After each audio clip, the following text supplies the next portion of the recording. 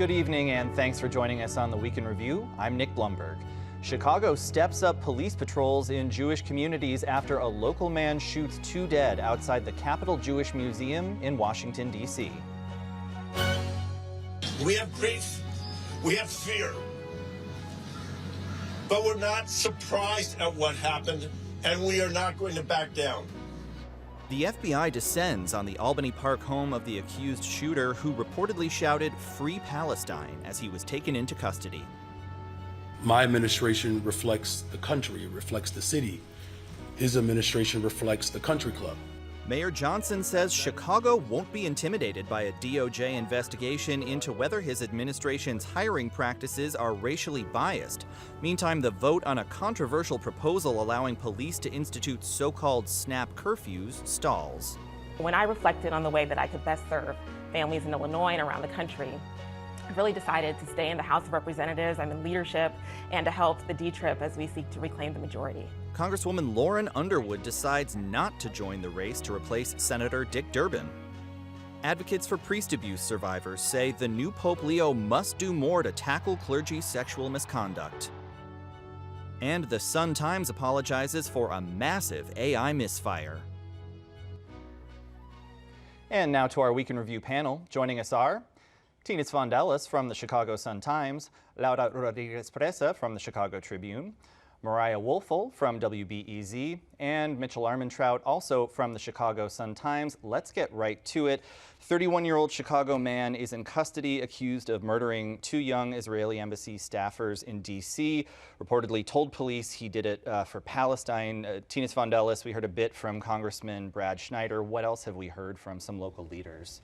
It's just a horrific situation, obviously, and just hearing the details of the actual criminal record of what happened is astounding to be targeted. Just generally that political violence is not tolerated in any way. This person's from Chicago, Albany Park. There was an FBI raid yesterday.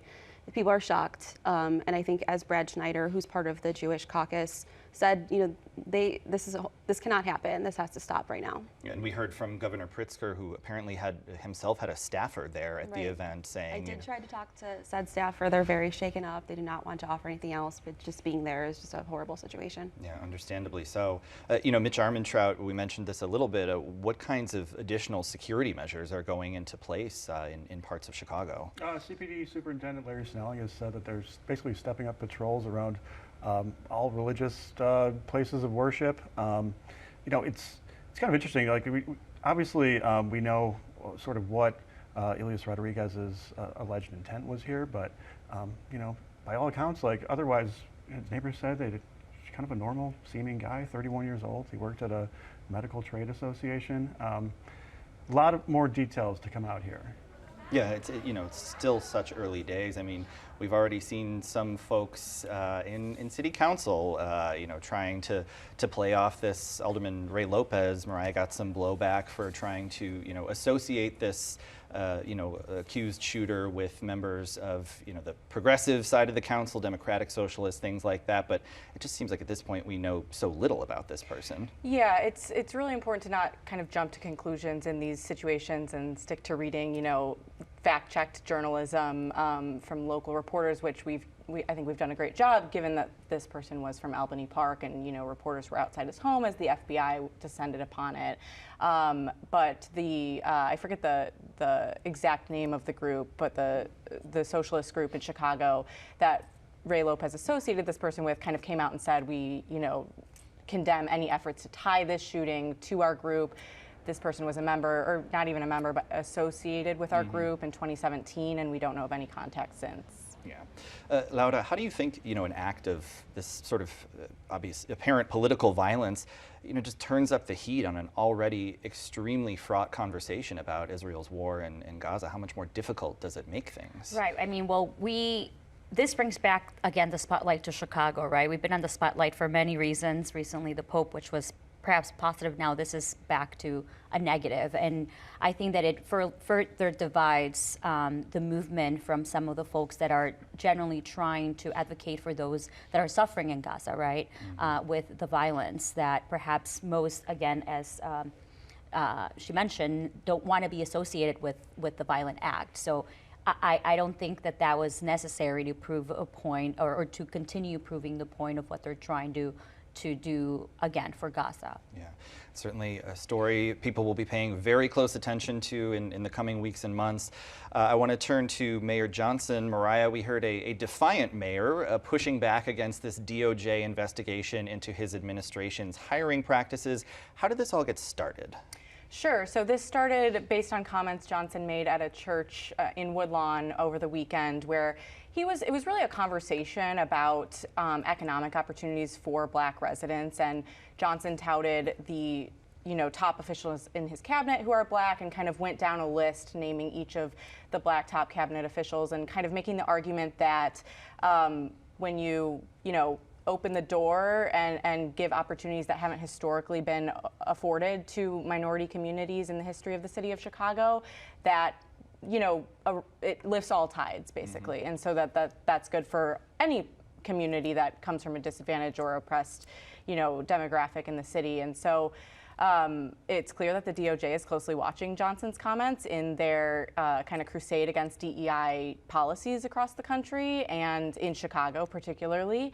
And they came out, less than 24 hours later with a letter saying that, we're investigating whether basically, you've hired people solely because they're Black. And Johnson's response has been, of course I have not, and he kind of touted some of the credentials of the top Black officials at a press conference later, saying these are highly qualified people. And on top of that, I'm proud of the diversity of my cabinet, and I'm not going to stop touting, the diversity of my cabinet despite this threat from the DOJ. Yeah, and I mean, he pointed out as well that it's not just Black elected officials, that there have been opportunity for, Latino folks, that there are opportunities, sort of across the racial and ethnic spectrum. So, it seems like he is not going to take this attack lying down, as you have to imagine. I thought this was interesting. New York Times reporter Peter Baker compiled a list on Twitter of all the people in recent days, people or institutions that the Trump administration has charged, investigated, or threatened with an investigation. New York AG Letitia James, former New York Governor Andrew Cuomo, New Jersey Congresswoman LaMonica McIver, former VP Kamala Harris, former FBI Director James Comey, unnamed, quote, treasonous Biden aides, Bruce Springsteen, Beyonce, Bono, Oprah Winfrey, the Kennedy Center, and the city of Chicago. So quite a list there, quite a range. Mitch, is the move here to sort of throw all these investigations at the wall and see what sticks, or are some of these, particularly with electeds or with the city, more serious than silly? Yeah, I mean, what do all those electeds have in common? I mean, these are Democratic leaders of very Democratic states and cities who have opposed President Trump at every turn. And this is kind of the Trump playbook dating back almost a decade now of just sort of this barrage of legal efforts, really just dominating the news cycle every other day, every day. And 2 months ago, we saw Brandon Johnson summoned to D.C. to testify before the House Oversight Committee about sanctuary policies here. He said that his second administration would be about retribution, and that's exactly what we're seeing. We're seeing it with the law firms who are making deals with him to avoid executive orders. This is just part of an overall effort to kind of squash DEI efforts, the Justice Department. It's a huge effort. There's a big plan, and I'm sure there's more going forward. Well, let's stick with that, Tina, because you had a profile of Attorney General Kwame Raoul that just came out, and certainly Chicago and Illinois have been on the front lines of these attacks. How does Raoul think Illinois' fight back against the administration is going? He says that we are winning, we as in the Democrats who are filing these lawsuits and amicus briefs. There's been about 24 that he's been part of. He's part of the birthright citizenship order. He's part of one that won yesterday about the Department of Education. So the AGs are kind of formulating which states will be leading on different ones, but it's a big discussion. There's meetings every week about which states should lead. It is working to slow down these efforts. It may not totally reverse things immediately, but these efforts by the Democratic AGs, it is working. And Raoul has sort of taken a leadership role among those AGs, so he's got kind of a national profile in this fight as well. He's the chair of DEI efforts, so anytime there's a lawsuit that is DEI related, he's in charge of that. But sometimes you might see more Illinois leading in this effort too, when it's affecting the state. He said he chooses things based on how it affects most people. That's why California and New York has led a lot, because they have a lot more people than Illinois. But you should see more Illinois suits in the future as well. Yeah, and you have to imagine, as he's talked about, this is a huge strain on his office's, resources, on employee times. You have to imagine he's thinking carefully about. He needs more money, yeah. is what he says all the time. He wants more money in the state budget for more lawyers. He says that with the feds not cooperating in a lot of different departments, the state agencies will have to kind of step up, and he wants more money for more lawyers to support that. And everybody wants more money, and there's They a sure $3.2 billion budget gap, but that's not the point right now. Right. Turning back to City Council, Mariah, alderpeople used a parliamentary move to block a vote on that proposal that would expand police powers, allowing them to impose a curfew with just 30 minutes notice. What changed? Why the opposition there? Yeah, one of the main three sponsors on the ordinance was Jason Irvin, who dropped his support after a change that gives Police Superintendent Larry Snelling unilateral power to declare a curfew. Before, he had to come to some sort of agreement with the mayor's office. So that kind of gave civilian or mayor's office input into when and where to issue curfews. And more conservative members of the council said that they didn't think the mayor's office should have that power over curfew issuance, that it's the superintendent's job to make those determinations and that he alone should be able to do it. And that was enough for Jason Irvin to say, I think he called it, extraordinary power given to the police department beyond its current powers, that just he was comfortable with because of that mayoral input, and then clearly didn't want to go so far without some sort of check on the superintendent to issue these curfews. And this parliamentary maneuver is pretty typical for an issue that has this sort of division. It can only be used on an ordinance once, and it delays it to the next council meeting. But Jason Irvin kind of had this flex at the council meeting. It only takes 2 aldermen to do this. But at this meeting, he said, me, Alderman Vasquez, and 15 other of my colleagues are, standing to defer and publish this item, which kind of throws its future into question, just because, if there are 17 people, if they continue in opposition to this and vote against it, that leaves 33 proponents if they all come and vote, which is not enough to override a veto. And so it kind of puts the ball in Mayor Brandon Johnson's court if that's the course that actually happens come June City Council meeting. Yeah, it'll be very interesting to see what happens. And of course, Mitch, we still haven't resolved all these questions about the constitutionality of this measure. A lot of folks have raised concerns about that. Right. I mean, we're talking about essentially rounding up teenagers who gather downtown on a moment's notice. And this really goes back to sort of kind of a priority that Brandon Johnson has emphasized since he first ran for office, so about creating more opportunities for just activities for kids to have to avoid having just showing up downtown and causing a ruckus. He's also run into budget problems as far as creating more youth jobs to address that. But yeah, I mean, it's just sort of another constitutional crisis we're heading there. Well, and speaking of policing issues, Laura, this week marked the 5-year anniversary of George Floyd's murder, mass protests in Chicago and across the country. Do you feel that there's the same sense of urgency around police reform or around racial justice issues now as there was then? No, I don't think so, and I think that's in part because of the Trump administration, who has somehow criminalized some of those efforts. So many companies have moved away from actually embracing DEI efforts. And so I also think that because there are so many crises, right, everywhere, people are no longer necessarily focused on that, but more so on some of the more urgent issues that are happening in our communities. Well, speaking of mass protests, Mariah, back to you for a minute. You had a piece this week about prosecutions of Democratic National Convention protesters from last summer. What did you find? Yeah, so the vast majority of arrests were made and charges were made by the city for municipal code violations. So those are violations that don't carry any jail time. They are offenses that you could ticket someone for. And those, the majority of them were disorderly conduct for breach of the peace or failing to disperse. And a lot of those happened at the protest outside the Israeli consulate. And what I found was that the city has lost every trial that they've gone to court for. They have negotiated plea deals with very little punishment, sometimes a $0 fine and no court supervision. But there is this refusal on the city's part to drop these charges altogether. And so it's forcing, people who were arrested at the protest, which, whether that was used as a tool to kind of disperse a protest that police felt needed to be dispersed or not, that goal was achieved. And now people are still, going to court. The city is spending resources to get officers to appear at court for cases that have kind of mirrored each other. As a judge has ruled against the city, the judge has criticized the city for being unprepared to bring these cases to trial. It called the city out for bringing these cases when the state decided to drop some charges.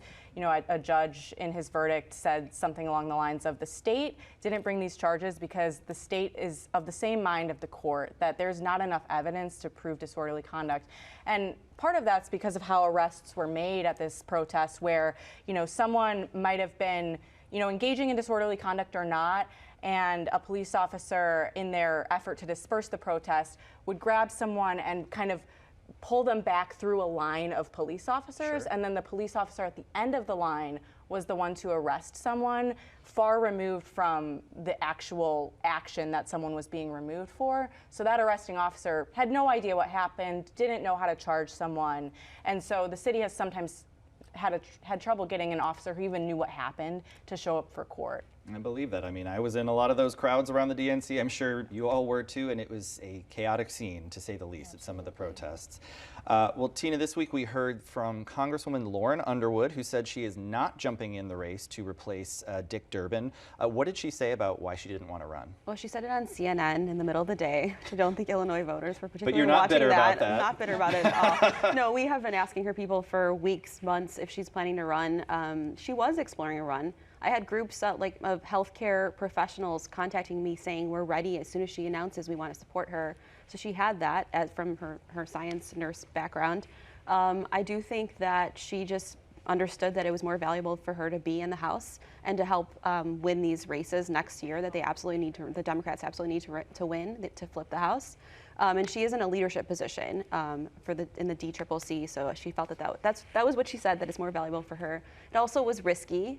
And as we've seen all these people running for the Senate race, there's opening up these House seats in the 8th district, the 9th district, the 2nd district's open. Now the 14th could be potentially. These are all Democratic districts, but the shuffle is happening. And so she decided to stay in there because she wanted to keep it. Yeah, I mean, that sort of ups her seniority within the Illinois House delegation. She is in leadership there too in the House. So she's in a great position. She's young.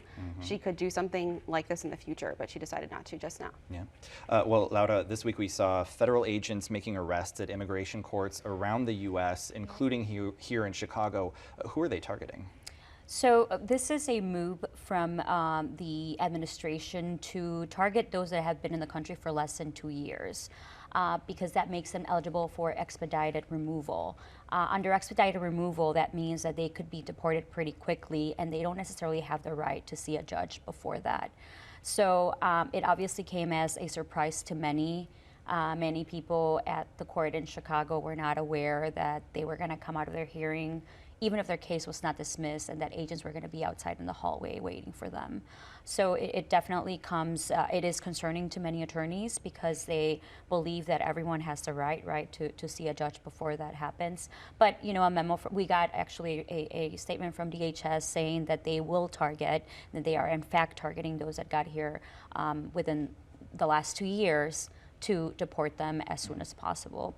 But they also did mention that if they do have a credible fear, that then they will be allowing them to continue their immigration case. Well, some other immigration-related news this week as well. The Supreme Court has allowed the Trump administration to strip Venezuelan migrants of their legal protections. What have you heard from folks in that community? Well, everyone is really concerned, right? Even now that has been announced, they still don't know how or when they'll be deported or where they'll be deported, right? If they choose not to leave. So it's really frightening for many of them that have pretty much established themselves here. They've got a job, they've got family, some of them are even property owners at this point. So I think all of the community is pretty concerned with what will happen next. It is important to mention that only those that got temporary protected status in 2023 and after, those are the ones that are being pretty much, those are the ones that are getting their TPS revoked. People who got TPS in 2021, they can stay here until September 10th. Still not very much, right? Not a very long time. So it's just part of the Trump administration's efforts to really reach that goal of mass deportations, which they haven't been able to achieve otherwise. Yes, September will be here soon. Right, you wanted to say something? No, your story featured the family who was, I think the mom is working at CPS. A mother she's a CPS assistant teacher. Wow. Because she has a degree in education in Venezuela. The father works in IT for a company, and their daughter is going to college pursuing an engineering degree. Yeah. So they really don't know what will happen next, or if they will get a letter saying your work permit is no longer active. So lots of questions for the community. Yeah, and not exactly the caricature that you see sometimes of folks requiring, lots of public assistance, people making their own way. Well, Mitch, some local advocates for clergy sexual abuse survivors, they spoke out this week questioning Pope Leo's record in that area. What are they saying? What are they looking for? Right, so Pope Leo, formerly Robert Prevost, a Dalton native, he led an order of the Augustinian section of the church in the late 90s, where when he took that leadership position, essentially there was already an investigation against a priest in that order who had been accused of abusing a child. And there are a lot of advocates who came out this week who have basically criticized the now Pope for not doing more to essentially remove this accused priest from the order. He was actually placed in a monastery that was across the street from his school, which is sort of the crux of the concern here. Important to know, I mean, the Pope has not been accused of anything directly untoward, but it also just goes to show how far, this abuse crisis goes. I mean, it really, there's not really a leader, obviously, who hasn't been touched by this. And I think you're going to see a lot of local reporters trying to find out more about that situation and how the now Pope handled it. Difficult to get away from. Yeah, it's something Pope Francis himself had to deal with as well. I mean, many people were really excited, right, about having a Chicago Pope, and I feel like the excitement took over, the happiness took over, but now the real questions, right, the questions that really concern the community, society will start to come out, and that's when you'll have some folks maybe not so happy that he's our Pope. Yeah, it's not like it's a political process where they're vetted by opposition and the press in the lead up. This is something that happens after the conclave. Well, speaking of things not being vetted, we learned this week that the Sun-Times ran thank you, very smooth. AI can't do that. The Sun-Times ran a summer reading list section written by a freelancer for a third-party company. It included fake AI-generated books. Tina, what kind of reaction has there been in the newsroom to that? I think we were texting each other at first, like just reporters, and then we finally got management talking about it, emailing, kind of saying that this was not part of the editorial team. This was a separate section of business and strategy team, but still a gigantic problem. I just think in general it raises the problem of how AI will interact with in the newsroom, and it's not just the Sun. I'm not defending this. I think this is a mess up, and it will be a lesson going forward. In this specific article, there were fake books. There's a Chicago author who said that he did this through AI, just Googling AI things. Like certain authors were real, but titles were not. So it's just an embarrassing situation that is in a separate section from the newspapers that the human reporters that are at this table create. And so I think it's a lesson. I think other newsrooms have had problems with this too. I've been reading about Politico. It's in their union contract actually to have a 60-day notice of when AI is being used in the newsroom. And I think that opens up a conversation for a lot of other union newsrooms to try to see what they can do with that.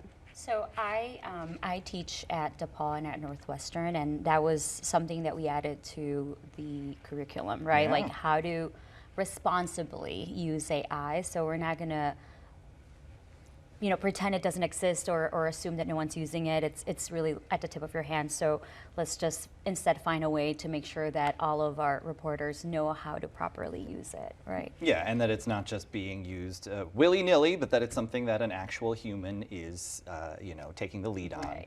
Well, 4 actual humans sit before me. You're a fantastic panel, but unfortunately, that's about all the time we have for tonight.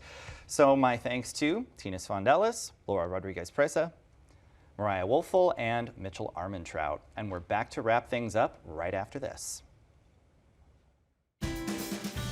Chicago Tonight is made possible in part by the Alexandra and John Nichols family. The Polk Brothers Foundation. Additional support is provided by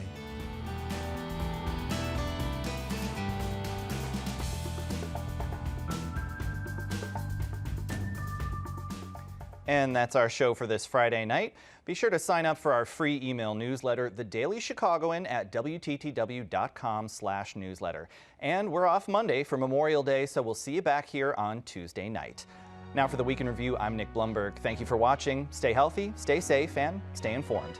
Have a great weekend. Okay, Mitch, as much as I would like to never, ever talk about the new Bears Stadium again, there's been recent news that it seems like things are leaning toward Arlington Heights. What's the latest? The team says that's their main focus now, which, you know, they've kind of been telegraphing for 5 or 6 months now. And if, you know, paying $197 million for land didn't telegraph it 4 years ago now. You know, they've got another 8 years on their lease at Soldier Field, and I think we're going to keep on going back and forth on this until then. Well, and it sounds like they've, you know, there's a recently elected mayor in Arlington Heights. They've been having some conversations with him. I mean, where's that going? You know, yeah, Jim Tenalia, he's the new mayor there, and he's carrying the ball forward like his predecessor. This is, they're going for it, you know, and they feel pretty good about the way it's going. Obviously, Brandon Johnson did his best, but yeah, I mean, I think it's going to suck if we don't have the Bears in Chicago. The Arlington Heights Bears. Yeah, I mean, Johnson really did put a lot of political capital into trying to keep them. I mean, is it just a question? Closed captioning is made possible by Robert A. Clifford and Clifford Law Offices, a Chicago personal injury and wrongful death firm that supports educational initiatives in the legal profession.